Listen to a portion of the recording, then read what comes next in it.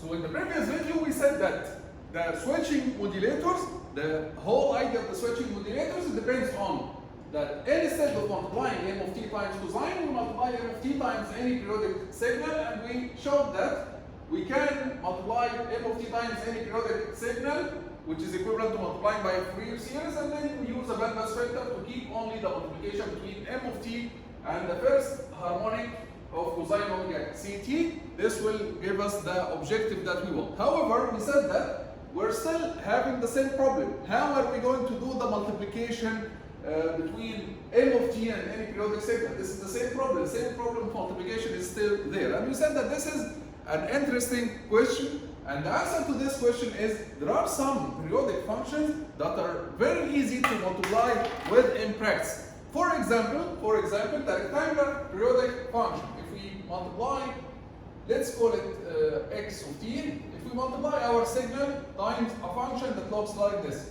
1 or 0. Rectangular periodic function with fundamental frequency omega c. So this is a function, this is a periodic function. One example of periodic functions that the multiplication times this function is very easy to implement. Let's see how. If you multiply a signal, if you multiply your signal m of t times this function, let's assume that m of t, it looks like this. Any random signal, if you multiply our signal times this periodic function, the result will be in this interval. We are multiplying by 1, so the signal is going to appear as it is. And then in this interval, we are going to multiply times 0. We are multiplying 0 times our signal, so we are going to get 0.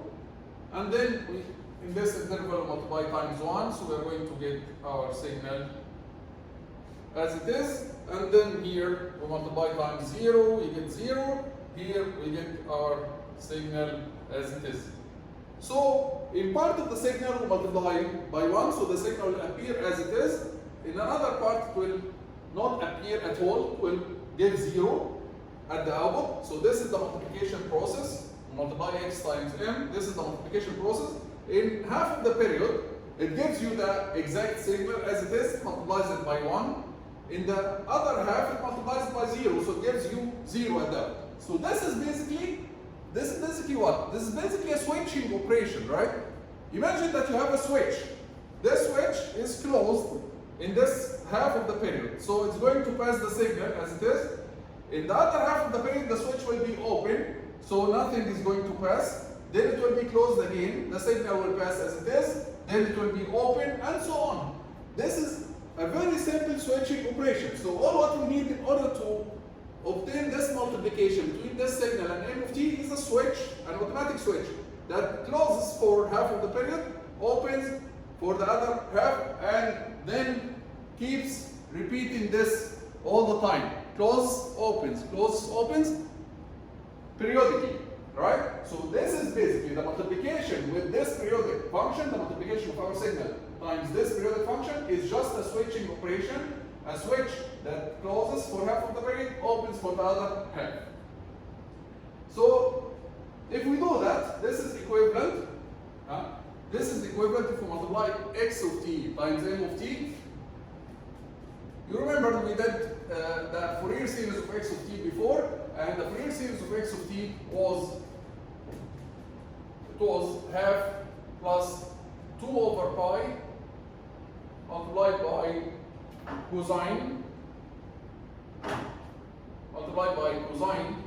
omega ct minus 1 over 3 cosine 3 omega ct plus 1 over 5 cosine 5 omega ct, and so on. Those odd terms only. So if we multiply m of t times this x of t using the switching operation, this will be the result.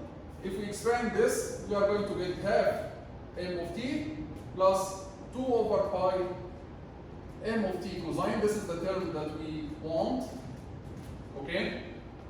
Minus 2 over 3 pi m of t cosine 3 omega ct, and then the other terms 2 over 5 pi m of t cosine, let me write it in the next line.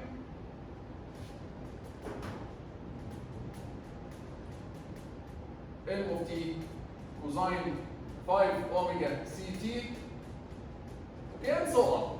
So again, we want to keep only this term, which is the multiplication between m of t and cosine. So what we do is, after we multiply, we use a bandpass filter, center bandpass filter, center at plus or minus omega c, and bandwidth is 2 bHz or 4 pi b radian per second or 2 bHz. Of course, assuming that the bandwidth of the original signal, the bandwidth of m itself, m of omega, assuming that m of omega is 2 pi b radian per second. The bandwidth is 2 pi b radian per second or bHz. Okay, so here we need the bandwidth of 2 bHz, double this bandwidth, okay, or 4 pi b radian per second. And this is explained there. So the first term will be m of t. It would appear at the baseband. The second term will appear shifted at omega c. Then the next term will be shifted at 3 omega c. So actually, the band or the spectrum of the multiplication will appear as following.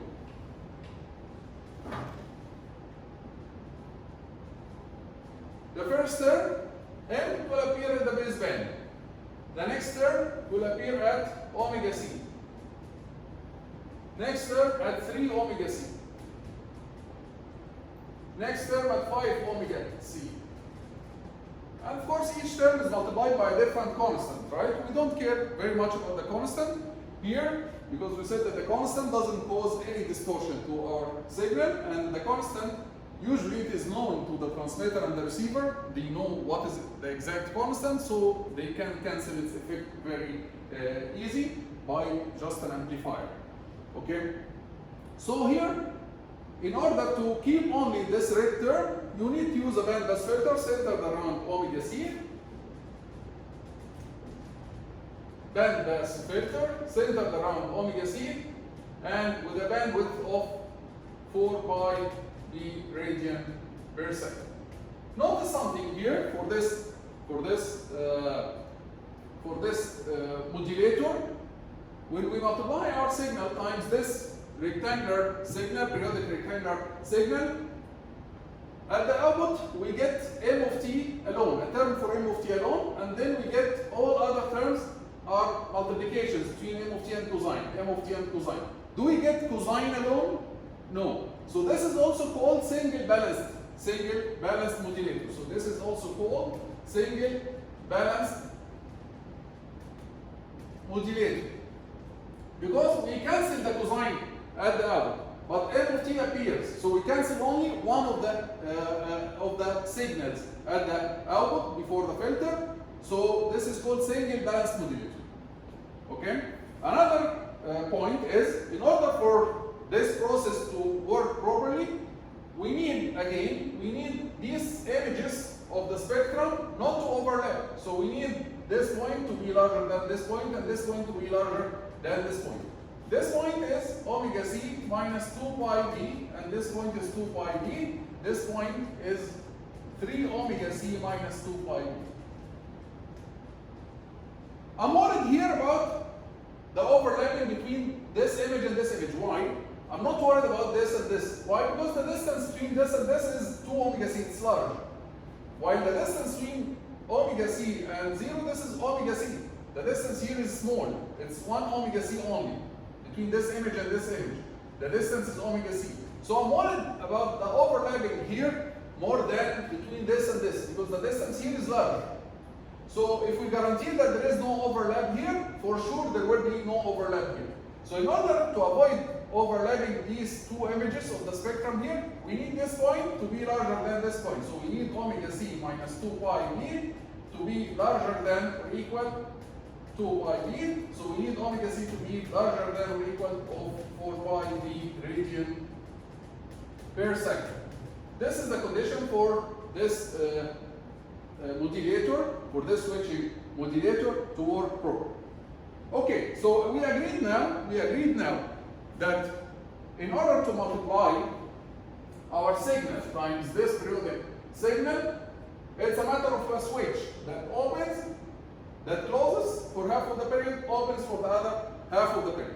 How to implement this in practice? I'm going to show you now the circuit elements. I'm going to give you the flavor of how they implemented in electronics.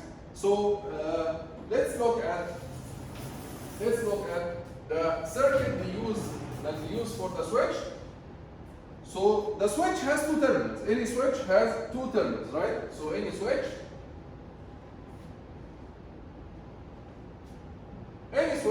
has two terminals. The terminals here are called A and B, okay? And this is our switch. It's open or it can close. How do you implement this switch? So that it automatically opens for half of the period, closes for the other half. We'll see that. They implement this circuit. 4 diodes connected like this, 2 diodes looking in this direction, the 2 other diodes are looking in this direction, and these are the points A and B. These are the 2 points, the 2 terminals of the switch. So we want now either when the switch is closed, we want a short circuit between A and B, or when the switch is open, we need an open circuit between A and B. So these are the 2 points of the switch. And then between points C and D, in the middle of this connection, we have a sinusoidal source, A cosine omega CT. We have this sinusoidal source, A cosine omega CT. Let's see how this switch automatically closes for half of the period and opens for the other half, automatically, without any interference from our side. We know that A cosine omega CT, it has a positive half and a negative half. This is the cosine wave, right? The source here in the middle. Let's consider the positive half. Let's consider the positive half cycle. In the positive half cycle, the cosine will have a positive volt here and a negative volt at the other side. The source, the sinusoidal source, will be positive from this side, negative from the other side. This is the positive half cycle. What happens? Which diodes will be on and which diodes will be off in this positive half cycle? If you have a positive here, if you have a positive in this side, then you are trying to push current. So you are trying to push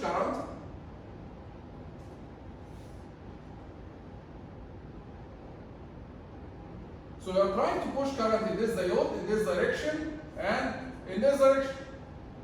Similarly, in the other side, if you have a negative here, you are trying to attract current from this direction and this direction. So these are the regular directions of the diodes. These are the directions that the diodes allow. So diode number 1 will allow the current to flow in this direction. Diode number 2 will allow the current to flow in this direction. Similarly, diode number 3 and diode number 4 will allow the current to flow in this direction. So all diodes will be on. All diodes will be on. And for simplicity here, because this is a communications course, it's not an electronics course, assume that the diodes are ideal for now. If the diodes are ideal, this means that all of them will be short circuit, right? So this is point A, this is point B, and then all the diodes will be short circuit, which means that point A and point B are going to be connected together with a short circuit for half of the period. Let's look at the other half. At the other half of the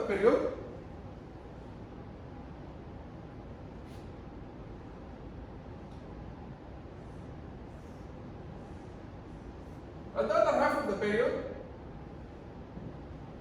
the cosine source, the sinusoidal source, will have a positive here and negative at the other side. If you have positive here, you are trying to push current in this direction. So these two diodes will not allow, because you are trying to push current in the opposite direction of the diode, in the reverse direction of the diode, right? So D3 and D4 will be off. Similar thing, if you have a negative here, you are trying to attract current in this direction, right? We are trying to attract current in this direction, and this is the reverse direction of diode 1 and diode 2. So diode 1 and diode 2 also will resist. They will not be on, they will be actually off. So in the negative half cycle, all diodes will be off, which means open circuit. So in the negative half cycle, all diodes will be off, which means open circuit. So the circuit will look like this: point A and point B, and in between there is an open circuit. So in the positive half cycle of the cosine, in the positive half cycle, the switch will be closed, and hence if you have a signal M of t here, if you have a signal M of t at point A, it will pass towards point B, while here in the negative half cycle, if you have a signal at point A, it will not pass towards point B. The switch is open. So basically, as this cosine source moves between the positive half cycle, negative half cycle, positive half cycle, negative half cycle, for half of the cycle the switch will be closed, for the other half of the cycle the switch will be open. And this is what we want. If the switch is closed for half of the cycle, it will pass the signal as it is. If the switch is open for the other half, the signal will not pass and you will get 0. So this is the basic operation of the switch.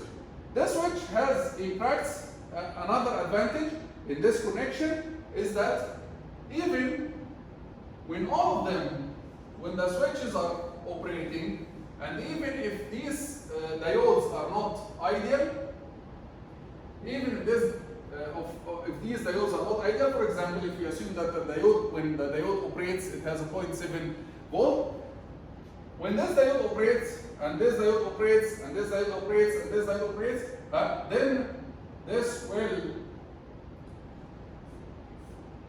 cause a battery here of 0.7 volt, negative here, positive here. While this diode operates, it will appear as a battery of 0.7, negative here and positive here. This 0.7 and 0.7 will cancel each other. So 0.7 in this direction, 0.7 in the other direction. Okay? In the other direction, this will cause that the 0.7 of this diode will cancel the 0.7 of this diode, and the M of t will pass as it is at the other side. Same thing for the other two diodes. When this diode operates, it will work as a battery like this, and this diode works as a battery like this, 0.7, and this is negative, positive, 0.7. So again, the 0.7 here and the 0.7 here, they will cancel each other, and point A and point B will have exactly the same voltage. So any signal M of t that appears at A, it will appear at B. One more thing that is very interesting. One of your colleagues, one of our students asked, what if we add M of t, and M of t as a voltage is going to prevent the current from flowing, or it's going to prevent the diodes from operating? So what, this is a very interesting question, and they treat this, this case by ensuring that the diodes, the status of the diodes, it depends only on the sinusoidal wave, not on M of t. How is that being done? By guaranteeing that the amplitude of M of t is much smaller than the sinusoidal wave. By much smaller is much smaller than the A, the amplitude of the cosine wave.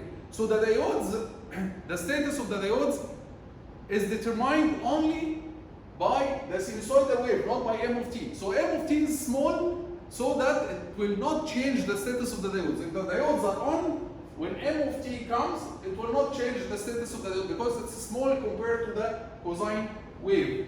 Same thing, when the diodes are off and you apply M of t will be small enough compared to the cosine wave so that the diodes will remain open circuit. So there are some design issues, and in order to explain this, we have to go deep in electronics, but we will not do that in our course. We are going to focus only on the flavor or the big picture of the concept of how to implement such a circuit. So basically, so far what we described here, this is the switch. This is only the switch. How are we going to connect this switch? We can connect it in series or in parallel.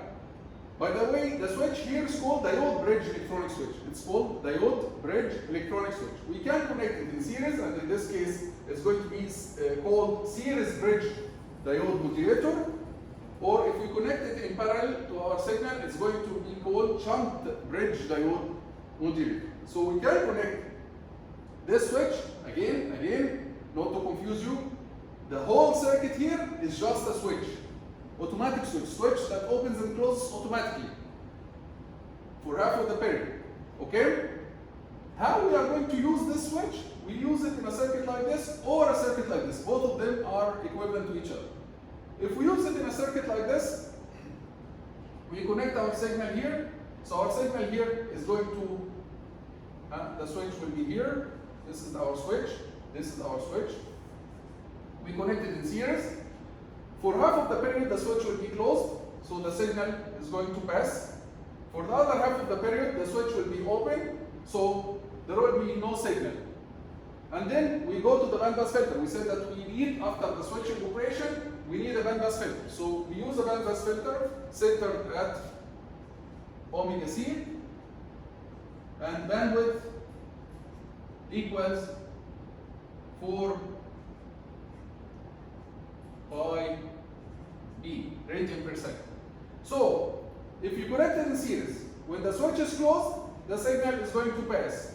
When the switch is open, there will be no signal. And to guarantee zero, usually there is a resistance connected here inside the filter, and this resistance guarantees that when the switch is open, there will be zero at the input of the filter. So this is called this is called series bridge diode modulator. Or we can connect the same switch in parallel with our signal. But in this case, this is our switch here. In this case, when the switch is open, the signal is going to pass as it is. When the switch is closed, there will be a short circuit and zero will pass to the bandpass filter. So either if the switch is open, there will be M of t for half of the period, or when the switch is open, when the switch is closed, there will be a short circuit and you will get zero here. So either you will get zero or M of t. Half of the period you will get M of t, half of the period you will get zero. The only difference between these two circuits is that here M of t passes when the switch is closed. Here M of t passes when the switch is open, right? Of course, as an electronic design, you have to add a resistance maybe in series here, so that when you do a short circuit, when the switch is closed, you don't have a short circuit, which is dangerous to have a short circuit in such a circuit. So you have to add maybe a small resistance or something here to take the voltage when you have a short circuit here.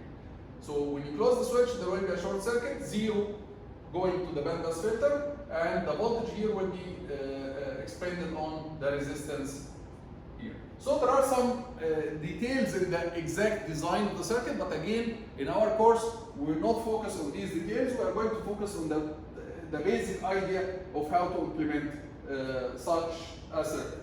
So basically, this is the switch. We can connect the switch here in series, and then a bandpass filter, and this is called series bridge diode modulator, or we can connect the switch in shunt, and this is called shunt bridge diode modulator, and then we go to the bandpass filter. Okay? So this is how we multiply our signal times a rectangular signal times a rectangular signal 1 and 0, and after we multiply it by a rectangular signal, we pass it through the bandpass filter, and we said that the multiplication is just a switching operation. Either you close the switch to pass the signal, or you open the switch not to pass the signal.